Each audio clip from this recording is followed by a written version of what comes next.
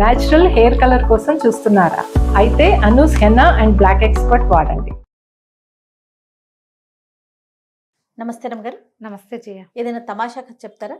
పూర్వం ఒక బ్రాహ్మడు ఒక ఆయన ఉండేవాట, శుద్ధమతి ఆయన పేరు. ఈయన కాశీలకు వెళ్ళి చదువుకొచ్చాడు. కాశీలో చాలా సంవత్సరాలు చదువుకుని 10వ ఏట వెళ్ళిపోయి 40 ఏళ్ళు కాశీలో చదువుకుని 50వ ఏట స్వగ్రామానికి వచ్చాడు. సరే, అంత పరమ విద్వాంసుడు, చాలా గొప్పగా చదువుకున్నాడు. ఆయన దగ్గర బోళ్ళంతమంది శిష్యులు చేరారు. చుట్టుపక్కల వాళ్ళు ఎవరో ఆయనకు ఒక పిల్లనిచ్చి పెళ్లి చేశారు. ఆ కాలంలో ఇలాంటివి జరిగేవి. ఆ అమ్మాయికి 14 ఏళ్ళు 13 ఏళ్ల పిల్లనో చేశారు. పిల్ల పెద్దదయ్యాక కాపురాన్ని తెచ్చుకున్నారు. కానీ ఆయనకి తన పెద్దవాడు, ఈ పిల్ల చిన్నపిల్ల అని చాలా అనుమానంగా ఉండేది భార్య మీద. కొంతకాలం గడిచినా కూడా భార్య అంటే అనుమానం. ఆ అమ్మాయి ఏమో అందరితోటి చక్కగా నవ్వుతూ మాట్లాడేది. వాళ్ళ మంది శిష్యులు ఉండేవాళ్ళు వాకిట్లో చదువుకోవటానికి. అందరితో నవ్వు మొహం పెట్టి మాట్లాడేది. ఆ పిల్ల సహజంగానే నవ్వు ఫేసు. అయితే ఏమైంది, ఈయనకి చాలా కోపం వచ్చేసింది. ఒకనాడు ఎప్పుడో భార్య నవ్వుతోందని, ఏదో పిల్లలు అల్లరి మాటలు, ఏవో కొంటి మాటలు మాట్లాడి ఏవో వస్తువులు పడేసి చేస్తుంటే ఆవిడ అందరితో పక్క నవ్వేసరికి నవ్వుతోందని ఓర్చుకోలేక భార్య మీద అనుమానంతో ఇల్లు విడిచి వెళ్ళిపోయాడు. ఆయన పెళ్లి చేసుకున్నాడు అనవసరంగానే, అనుమానస్తుడు వెళ్ళిపోయాడు. వెళ్ళిపోయేసరికల్లా ఈయన ఇట ఇల్లు విడిచి వెళ్ళిపోతుంటే ఆయన ఎక్కడికి వెళ్ళిపోతున్నాడో తెలియక 4 సీనియర్ శిష్యులు ఈయన వెనకాల పడ్డారు. ఆయన ఎక్కడెక్కడెక్కడికో నడిచి వెళ్ళిపోయాడు. వీళ్ళు కూడా ఆయన వెళ్ళిన మార్గం వెతుక్కుంటూ ఆయన వెనకాల పడిపోయారు. పోతే ఒక గ్రామం దగ్గర కలుసుకున్నారు. కలుసుకునేసరికల్లా, ఏమిట్రా, నేను నా పెళ్ళాం మీద అనుమానంతో వెళ్ళిపోతే మీరంతా నా వెంట పడ్డారు, పోపండి అన్నాడు. అనేసరికి వాళ్ళు అన్నారు, అయ్యో గురువుగారు, ఎంత మాట అండి, మహా ఇల్లాలు, ఆవిడ మీద అనుమానం ఏమిటండి? మేము ఆవిడతోటే ఉంటాం, మేము ఆవిడ గుణం కనిపెట్టమా? అసలు ఇంటిది కాదండి, ఆవిడ చాలా మంచిది, ఉత్తమ ఇల్లాలు, తల్లి లాంటిది మాకు, మీరు ఇంత మాట అనుకోకండి, పదండి మనం వెనక్కి వెళ్ళిపోదాం. అసలు ఆవిడ పేరు మీద మీరు ఇట్లా అనటానికే వీల్లేదు. ఆవిడ ప్రవర్తన బాగుండకపోతే అందరు ఇంతమంది పిల్లలు ఆవిడతోటి ఎట్టా బాగుంటారండి అని బాగా నచ్చజెప్పారు. సరే, ఆయన ఏమనుకున్నాడు, సరే వెళ్ళిపోదాంలే, వెనక్కి వెళ్ళిపోదామని నిశ్చయించుకున్నాడు. విద్యార్థులు అంత గట్టిగా చెప్తుంటే ఏమంటాడు, సరేనన్నాడు. ఈ వెళ్ళి రాత్రంతా నడుచుకుంటూ వచ్చేసారు. ఎటగో నడిచారు.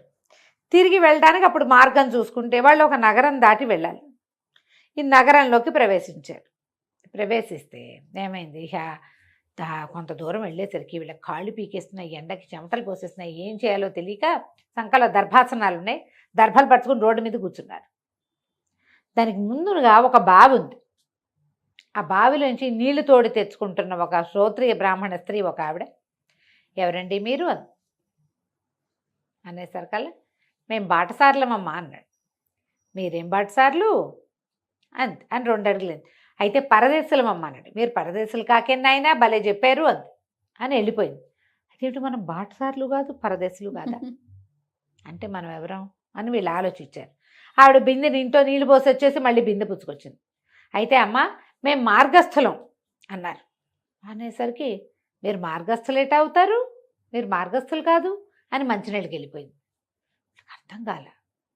అంటే మనం బాటసార్లం కాదు, పరదేశులం కాదు, మార్గస్థులము కాదు, మనం ఎవరం, మనకు మూఢత్వం, మనకేం తెలియదని ఆవిడ మంచినీళ్ళు బిందె పుచ్చుకొని మళ్ళీ వస్తుంటే, మేము పరమ మూఢులమమ్మా అన్నారు.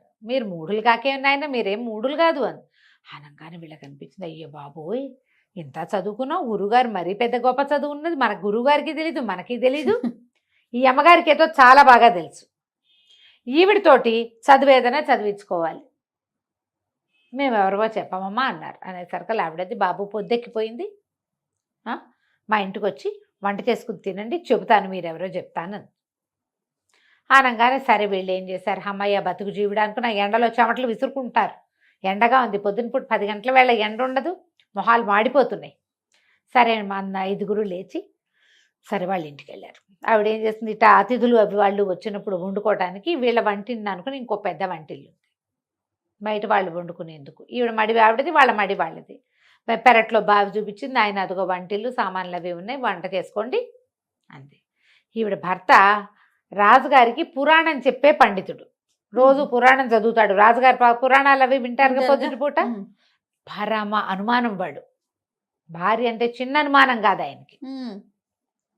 వీళ్ళకి ఏం చెప్పింది, అయ్యా మా ఆయన అంత మంచివాడు కాదండి, మీరు చకచక బాగా పొద్దెక్కేసరికల్లా వంట అది కానిచ్చుకుని భోజనాలు చేసి వాకిట్లో కూర్చోండి అంటే సరేనన్నారు. కానీ వీళ్ళు అవి ఇవి గీతాపారాయణం చేశారు, సంధ్యావందనాలు చేసుకున్నారు, ఏమిటో మాట్లాడుకున్నారు, ఏదో పని చేశారు, వండారు. ఎప్పటికీ వీళ్ళ వంటవల.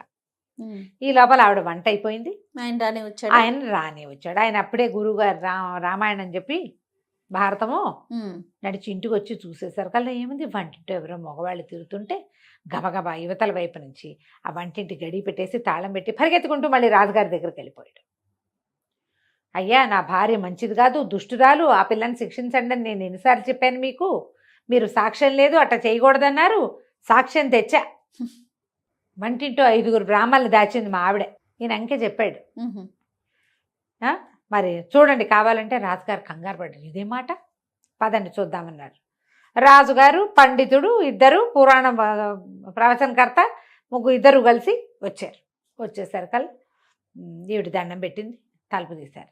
తలుపు తీసి చూస్తే ఏముంది, విభూతి పిడికట్లు పెట్టుకుని బ్రహ్మాండంగా గోచీలు పెట్టుకుని వంట వండుకుంటున్న బ్రాహ్మణులు కనపడ్డారు. ఈయన బిక్క నిర్కాంతిపోయాడు. ఎవరో ఏమిటో అనుకుంటే వీళ్ళు విభూతి కట్లు పెట్టుకున్నారు శుభ్రంగా, ఏమిటో మంత్రాలు చదువుకుంటూ అన్నం వండుకుంటుంటే వాళ్ళని ఏమనాలో తెలియలే. ఎవరండి మీరు అని అడిగాడు. అదే బాబు, తెలియక ఈవిడ వెనకాల వచ్చాము అన్నాడు శుద్ధమతి గారు. ఏమిటండి అన్నాడు. రాజుగారికి అర్థం కాలే.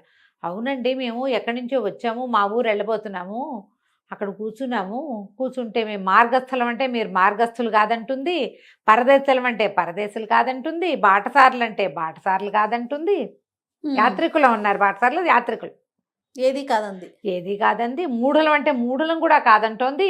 అందుకని ఆవిడ పండితురాలు ఏదో మాట చెప్తుంది కదా, ఈ లోపల ఎండను పడి వచ్చామని అన్నం వండుకుని తినమంటే అన్నం వండుకుంటున్నామండి అన్నాడు. అనగానే రాజుకి ఈ పండితుడు చెప్పిన మాట ఇక్కడ వర్కౌట్ కావట్లా, ఇదేదో ఇంకో వేరే వ్యవహారం ఉంది. అక్కడి నుంచి బ్రాహ్మణ ఆవిడ్ని పిలిచాడు, దండం పెట్టాడమ్మా, వీళ్ళని మార్గస్థులు కాదని ఎందుకన్నావమ్మా? మార్గస్థులైతే దారి మధ్యలో కూర్చుంటారా అండి ఎవరైనా? వీళ్ళు దారి మధ్యలో దర్భలు వేసుకుని కూర్చున్నారు. మార్గంలో నడిచిపోయే వాళ్ళు నడిచిపోతారు, దారిలో కూర్చున్న వాళ్ళని మార్గస్థులని ఎలా అంటాం? పాయింట్. నువ్వు పరదేశులు కాదని అన్నావేంటమ్మా, వీళ్ళది ఊరు కాదు కదా అని. పరదేశి అయితే పరదేశికి మన భాష ఎట్లా వస్తుందండి? వాళ్ళు మన భాషే మాట్లాడుతున్నారు కాదు, మన భాషే మాట్లాడుతున్నప్పుడు వాళ్ళని పరాయి దేశం వాళ్ళని ఎట్లా అనుకుంటాం? వాళ్ళు పరదేశులు కాదు, మన దేశం వాళ్ళే, ఇక్కడే ఏదో ప్రాంతం, దగ్గర ప్రాంతం వాళ్ళే. పాయింట్ ఇది కూడా. మరి యాత్రికులు అన్నారు వాళ్ళు, అంతే కదా, అక్కడ ఎక్కడి నుంచో వస్తున్నామని చెప్పారు. అంటే అట్లా ఎట్లా అవుతారండి వాళ్ళు? అనుకోండి పోనీ అట్లాగే, ఎక్కడ బస చేయాలో అక్కడ బస చేస్తారు, దారి మధ్యలో కూర్చుంటారా? యాత్రలు చేసే వాళ్ళకి ఎలాంటి ఐడియాలు ఉంటాయి? అంతే, ఎక్కడ సత్రాలు ఉన్నాయి ఏంటనేది తెలుస్తుంది, చూసుకుని వెళ్తారు. ఇది కూడా పాయింట్.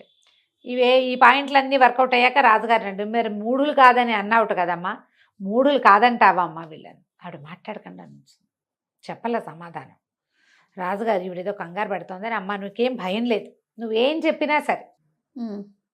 ఈవిడంది, వాళ్ళు మూఢులు ఎందుకు అవుతారండి? మిట్ట మధ్యాహ్నం అపరాహ్న వేళ 5 బ్రాహ్మణుడు వంటింట్లో ఉంటే ఆ 5 తన పెళ్ళామే దాచిందని చెప్పే పండితుడు, అంత మాట పండితుడు చెబితే దాని వెనకాల నమ్మి వచ్చే రాజు కంటే మూఢులు ఎవరైనా ఉంటారా లోకంలో? మిట్ట మధ్యాహ్నం వేళ ఎవరైనా వ్యవహారాలు చేస్తారా? అది కూడా 5 బ్రాహ్మణులతో. వాడో మూఢుడు, వాడిని నమ్మిన రాజు ఇంకో మూఢుడు. రాజుగారు నాలి కొరుక్కున్నాడు, పండితుడు కూడా సిగ్గేసింది. మరి ఏం జరుగుతోందని మనం అనాలి ఈ మాట? ఒట్టిగా ఇంట్లో మనుషులు ఉంటేనే అనుమానమా?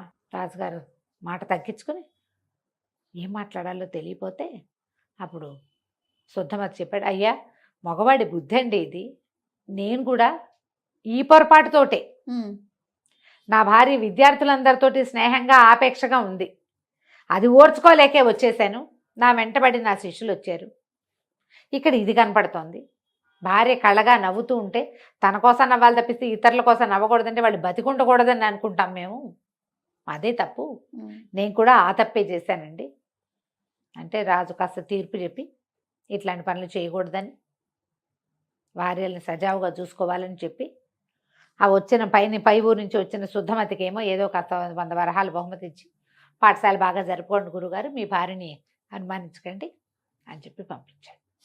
ఈ పురాణ పండితుడు కూడా ఇంత ఉత్తమరాలు, సమర్థురాలు, తెలివిగలది నాయన, ఈవిడతో జాగ్రత్తగా ఉండు, చివరికి రాజును మూఢుని చేసే ప్రయత్నం చేసావు నువ్వని ఆ, ఆయన కూడా నచ్చజెప్పి రాజుగారు వెళ్ళిపోయాడు.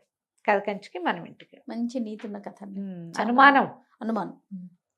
ఆ అనుమానంతో తన ఇంట్లో ఉండడు, తను లేనప్పుడు భార్య సంతోషంగా ఉండకూడదు, తను లేకపోతే అది మంచి చీర కట్టుకోకూడదు, పువ్వులు పెట్టుకోకూడదు, ఎవరితో నవ్వుతూ మాట్లాడకూడదు, ఇలాంటి భావాలు ఉంటాయి. ఇప్పటికీ ఉన్నారు కదా జయ. ఉన్నారు రమ్మగారు. అనుమానం పడేవాళ్ళు ఎంతమంది, ఆడవాళ్ళకే అనుమానం ఉంటుంది అనుకుంటాం. అవును. ఆడవాళ్ళ అనుమానం వాళ్ళ ఏడుపుతో పోతూ ఉంటుంది, ఏడుస్తూ ఉంటారు ఆ, అనుమానంతో. అవును. మగవాడి అనుమానం ఆడదాన్ని చంపే వరకు వస్తుంది. అవును. అనుమానంతో పెళ్ళాలని చంపేస్తారు జయ. అలాంటి కేసులు కూడా చూస్తున్నాం. చాలా చూస్తుంటాం.